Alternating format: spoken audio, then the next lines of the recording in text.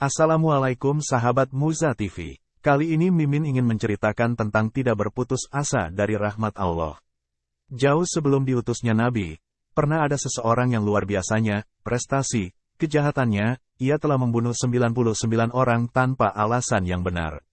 Namun demikian, tiba-tiba tergerak dalam hatinya untuk bertaubat, hanya saja ia bimbang apakah masih ada peluang baginya untuk kembali ke jalan kebaikan. Orang-orang di sekitarnya menyarankan agar menemui seorang rahib untuk menanyakan hal itu. Ketika tiba di tempat kediaman sang rahib, ia menceritakan kegundahan hatinya dan keinginannya untuk bertaubat. Sang rahib bertanya, "Apakah kesalahanmu itu?" Ia berkata, "Saya telah membunuh 99 orang tanpa alasan yang benar." "Apa?" seru sang rahib penuh kekagetan, "membunuh 99 orang? Tidak ada jalan bagimu. Tempat yang tepat bagimu adalah neraka."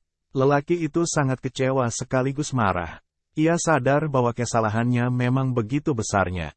Tetapi cara sang rahib menyikapi dan memvonis itu sangat melukai perasaannya. Walau hatinya mulai melembut dengan keinginannya untuk taubat, tetapi jiwa jahatnya belum benar-benar menghilang.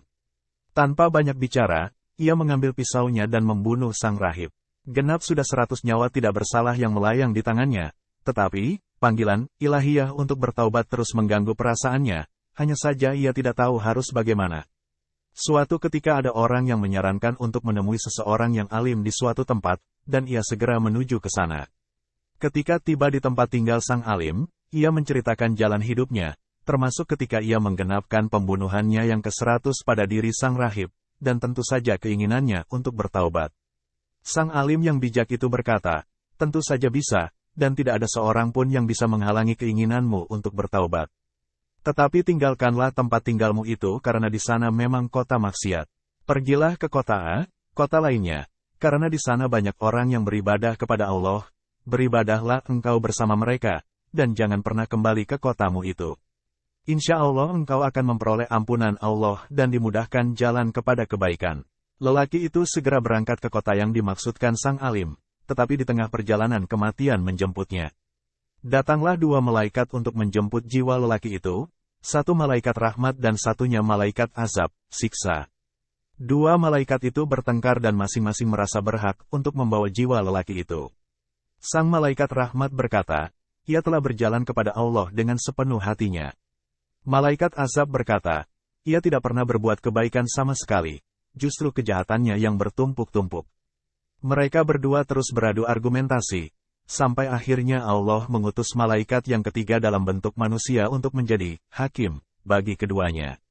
Setelah masing-masing mengajukan pendapatnya, ia berkata, "Ukurlah jarak 2 kota itu dari tempat kematiannya ini, mana yang lebih dekat, maka ia termasuk dalam golongannya."